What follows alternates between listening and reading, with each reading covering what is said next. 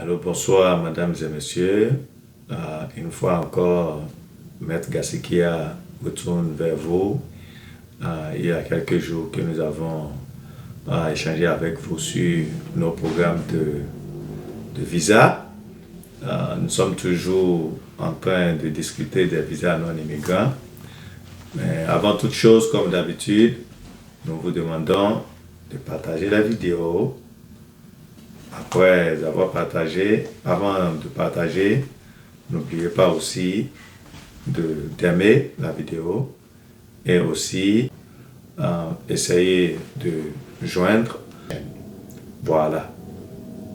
Nous avions parlé dans nos vidéos précédentes des visas non immigrants et nous avons beaucoup mis l'accent sur les visas visiteurs et nous avons promis revenir quelque peu sur les visas estudiantins. Maintenant, lorsqu'on parle de visa estudiantin, le plus populaire d'ailleurs, visa F1, c'est très important que nous soulignions que il y a aussi un visa F2 qui est désigné aux conjoints de ceux qui ont le visa F1. Si quelqu'un désire venir étudier aux États-Unis et qui a les moyens de faire venir son conjoint ou sa conjointe, la personne, le conjoint ou la conjointe a l'opportunité d'obtenir le visa F2 qui est désigné pour les époux et épouses des étudiants qui viennent aux États-Unis. Voilà. Maintenant, il y a aussi d'autres visas étudiants que nous appelons le visa M. Il y a M1, M2 aussi. Et il y a le visa aussi G1, G2, qui est le visa d'échange. Maintenant, en général, tout ce qui est visa étudiant, que ce soit F, que ce soit M, que ce soit G, ou bien J, je veux dire, c'est en anglais qu'on dit G, que ce soit visa J, J comme Jonas, tous ces visas-là requièrent que la personne qui veut y postuler ait choisi une école aux États-Unis. C'est-à-dire, la personne doit s'inscrire à une école américaine. Maintenant, lorsque nous parlons de visa F1 c'est beaucoup plus visa académique. Visa F1, c'est visa académique. Là, on s'inscrit dans une université américaine. Et lorsqu'on s'inscrit, on contacte l'université directement. Ou soit on veut commencer en première année, ou bien on a déjà un diplôme de premier degré, c'est-à-dire la licence par exemple, et on veut commencer avec le master, ou bien même c'est le doctorat. Mais on doit avoir un visa F1. Maintenant, pour avoir un visa F1, il y a un document qu'on appelle I-20, ou bien en français on dit I-20. Le document I-20 est délivré par l'école où on veut étudier. Maintenant, l'individu, le candidat ou bien l'étudiant qui veut venir étudier doit contacter une école, doit chercher une école dans les universités américaines et à partir de là, l'école lui donne le document qu'on appelle I-20, I-20, comme document d'admission. Maintenant, forcément, il faut remplir certaines conditions en tant qu'étudiant pour pouvoir étudier dans une université américaine. Nous sommes en train de faire ce programme-là en français, donc on suppose que la plupart de ceux qui nous suivent, c'est les francophones. Il y en a qui comprennent déjà anglais, qui peuvent parler anglais couramment. Il y en a peut-être qui ne comprennent pas anglais. Ce que nous voulons dire par là, c'est que lorsqu'on veut étudier aux États-Unis, ce qui est de plus normal, c'est qu'on puisse parler anglais. Maintenant, entre-temps, il y a des universités qui vous, même jusque-là, il y a des universités qui vous donnent le I-20, même si vous venez d'un pays francophone. Le I-20 qu'on vous donne, c'est conditionnel à ce que vous fassiez l'anglais dans cette même université-là pour pouvoir rehausser votre niveau d'anglais avant que vous ne commenciez les cours universitaires proprement dit. Donc, une fois encore, vous demandez directement à l'école que vous voulez faire un tel diplôme, évidemment en anglais, mais compte tenu de votre niveau d'anglais, l'école vous demande de vous enregistrer dans des cours d'anglais approfondis pendant peut-être 2 semestres, 3 semestres, 4 semestres, ça dépend de votre niveau d'anglais. C'est après avoir satisfait ces conditions-là et qu'on constate que, bon, c'est bon, le niveau d'anglais est bon, qu'on peut vous transférer dans une université américaine normalement, c'est-à-dire dans les cours disciplinaires en anglais. Donc, le début, par exemple, si c'est pour commencer la première année d'université, il faut demander à l'université directement le minimum qu'on requiert, qui est requis, c'est le baccalauréat. Lorsque vous avez votre baccalauréat, vous postulez à une université, à n'importe quelle université américaine.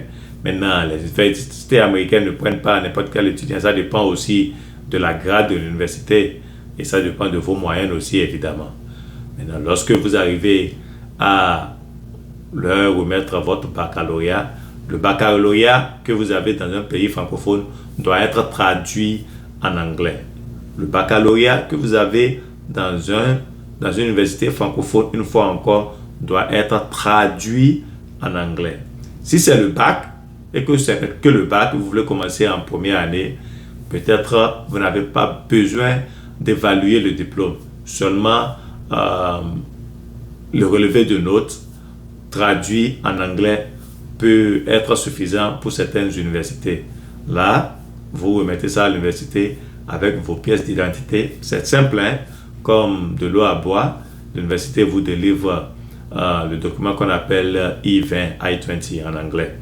Donc, voilà. Vous choisissez votre discipline et l'université vous délivre le document. Maintenant, l'autre pièce la plus importante, c'est que vous devez prouver comment vous voulez financer vos études aux États-Unis. Donc, l'université va vous demander de leur pourvoir un compte bancaire et un engagement de la personne à qui appartient le compte bancaire pour pouvoir justifier que vous avez les moyens pour étudier aux États-Unis. Maintenant, si c'est le master que vous voulez faire, par exemple, vous devez avoir une licence et la licence doit être cette fois-ci évaluée. L'évaluation doit être équivalente à un bachelor, comme on l'appelle en anglais, à un bachelor américain, c'est-à-dire la licence américaine. Maintenant, et c'est ça qui vous donne accès à un master aux États-Unis. En revanche, les universités, lorsqu'il s'agit du master, elles demandent beaucoup d'éléments. Vous devez avoir des lettres de recommandation de vos professeurs d'université. Si c'est la première année, vous n'en avez pas besoin. Mais pour le master, vous devez avoir les lettres de recommandation, au moins 2 lettres de recommandation de votre université, là où vous avez fait votre licence. À part ça, vous devez écrire une lettre de motivation, pourquoi vous voulez étudier, pourquoi vous avez choisi cette filière-là et quel est votre projet d'avenir pour vouloir étudier cette filière-là. Ils vont l'analyser, ils vont voir si vous méritez leur université et ils vont vous accepter. Maintenant, au cas où ils font l'évaluation de votre diplôme, de votre licence que vous avez, ils regardent vos relevés de notes et ils se rendent compte que, bon, on ne peut pas, l'équivalence ne vaut pas peut-être la licence ou bien la licence de leur école selon la grade que leur école a. On ne peut pas vous mettre dans un niveau master comme ça. Donc, on peut vous accepter à un niveau bachelor et c'est ça qu'on appelle transfer student. Ça veut dire que vous transférez d'une école à une autre. Et comme ça, on vous dit par exemple que au lieu de commencer le master, on vous dit, ok, vous pouvez commencer à partir de la 3e année chez nous. Considérant que le bachelor aux États-Unis, ça fait 4 ans. Eh bien, on vous a donné assez de crédit pour 3 ans d'université et vous devez compléter la 4e année. Donc, ça dépend de l'école. C'est l'école qui détermine quel niveau on va vous mettre. Et si ça va avec vous, au lieu de commencer le master, vous complétez 1 an ou 2 ans pour avoir une licence américaine, c'est-à-dire bachelor dans une université américaine. Peut-être ça là, parfois, ça vous, quand bien même ça va vous coûter de l'argent, mais ça demande moins d'ardeur dans l'application pour entrer à l'université. Donc, comme nous l'avons dit, il y a niveau première année, il y a niveau transfert d'étudiants, et puis aussi il y a niveau master, et aussi il y a niveau doctorat aussi. On peut déjà avoir un master et vouloir faire un doctorat aux États-Unis. Donc, aussi, on va à haut. Aussi, les conditions pour être admis à l'université deviennent beaucoup plus dures. Voyez.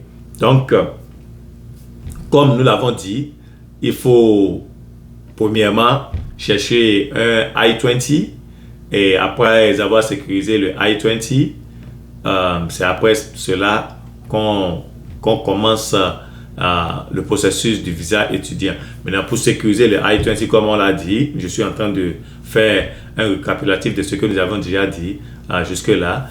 Pour avoir le I-20, si on vient de terminer le bac, c'est le relevé de bac et sa traduction en anglais. Et si c'est pour aller faire une étude beaucoup plus approfondie, c'est-à-dire peut-être le niveau master, là, vous devez évaluer votre diplôme. Si vous avez déjà une licence, même si vous avez déjà une licence que vous ne voulez pas aller au niveau master, même si pour une autre licence, on doit évaluer d'abord.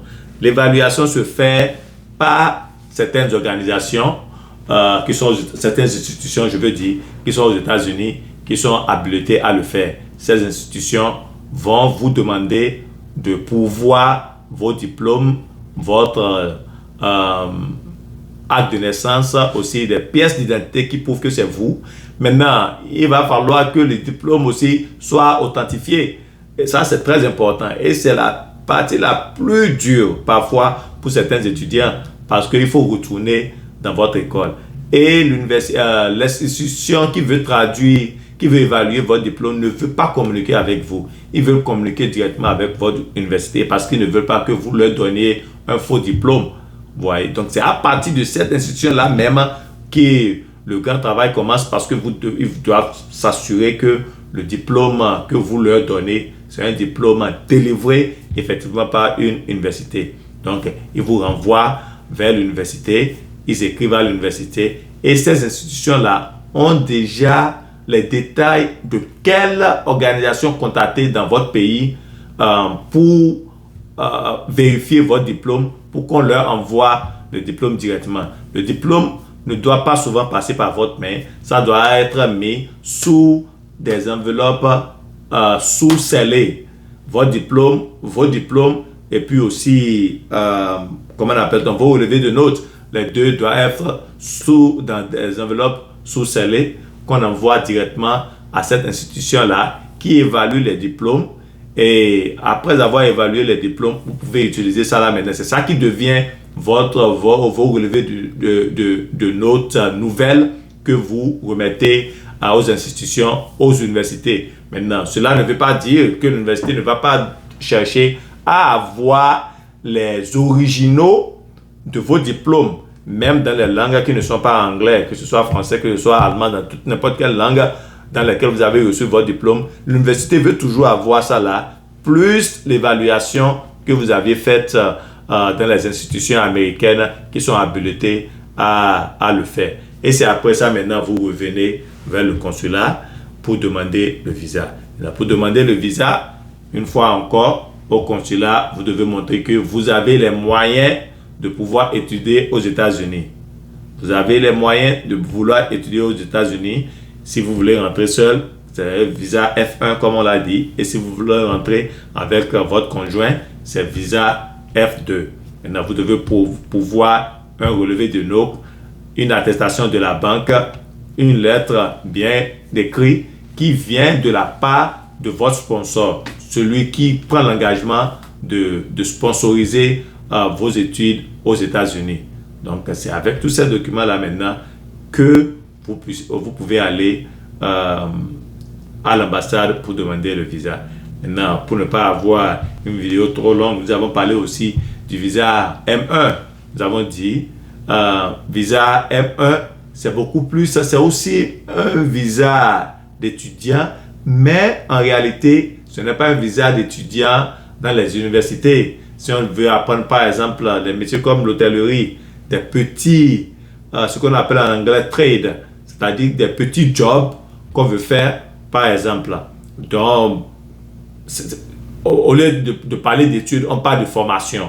Voilà. Pour des formations à durée courte, on peut utiliser ça, peut même pendant 5 mois, 6 mois, 1 an, même aussi 2 ans dans les institutions américaines, formation de l'hôtellerie, de ces genres de formation, c'est le visa M1 qu'on utilise. Parfois, pour des études de 3 à 4 mois, pour des formations très très courtes aussi, on peut utiliser le visa B1, B2 pour faire de ces formations-là. Maintenant, avec visa M1, M2, on n'est pas autorisé à travailler aux États-Unis. Mais à la fin de ces formations, la personne peut demander à pratiquer ce qu'elle a appris pendant 6 mois. Par exemple, on peut lui donner cette permission-là de travailler pendant 6 mois. Visa étudiant ne vous permet pas de travailler, à moins que vous voulez travailler par la permission de l'école. L'école vous donne des jobs qui ne dépassent pas 20 heures. Maintenant, il faut aussi rappeler les conditions qui régissent le visa étudiant. Lorsque vous avez un visa étudiant, vous êtes obligé à aller à l'école et vous êtes obligé à aller à l'école en plein temps, ce qu'on appelle full time, en plein temps, full time. Vous êtes obligé à être plein temps étudiant, c'est-à-dire que vous devez choisir, aux États-Unis on parle de crédit, vous devez choisir, vous devez vous enregistrer, vous devez vous enrôler à l'école pendant 12 heures de temps par semaine. Par semaine, c'est ça qui est plein temps. Donc, après ça, ou bien je vais dire 12 crédits, oui, c'est souvent 12 heures. Donc, et vous devez maintenir ça pour pouvoir maintenir votre statut d'étudiant. Pour pouvoir maintenir votre statut d'étudiant. Entre-temps, nous n'avons pas parlé de la différence qu'il y a entre le visa et le permis de séjour. Lorsqu'on rentre aux États-Unis, que ce soit avec visa B1, visa B2 ou bien n'importe quel visa, on vous donne un visa. Le visa peut être un visa de 3 ans. Le visa peut être un visa d'1 an. Mais ce qui est important lorsqu'on rentre aux États-Unis, c'est le séjour qu'on donne à la personne. Lorsque vous avez un visa de 3 ans, par exemple, on vous dit que le visa qu'on vous a donné, c'est un visa d'entrée multiple. Cela ne veut pas dire que on vous a donné une carte verte à rentrer aux États-Unis, rester aux États-Unis pendant 3 ans. Non, pas du tout. À l'entrée, on met un tampon sur votre passeport et c'est ça qu'on appelle I-94, I-94. C'est ça là qui définit combien de temps vous pouvez passer à l'intérieur des États-Unis. Et c'est souvent quoi? C'est souvent 6 mois pour ceux qui ont des visas visiteurs. Maintenant, si c'est les visas étudiants, on met un DS, ça veut dire during your study, pendant vos études. Même si le visa est expiré et que vous êtes toujours à l'école en train d'étudier, que vous n'êtes pas encore sorti des États-Unis, ça veut dire que votre séjour aux États-Unis est toujours valide. Donc, il faut faire la nuance entre les deux. Si vous avez des questions, nous ne voulons pas que la vidéo, je crois que la vidéo dépasse déjà près de 20 minutes. Si vous avez des questions, écrivez-nous dans les commentaires. Et si vous voulez que nous allions en détail dans n'importe quel sujet que nous avons débattu aujourd'hui, je crois que vous pouvez nous laisser des commentaires et nous allons lire vos commentaires. Voilà tout pour aujourd'hui. Merci infiniment. Et puis, n'oubliez pas une fois encore de partager. N'oubliez une fois encore de vous abonner. Et n'oubliez pas une fois encore d'aimer nos vidéos. Merci et à la prochaine.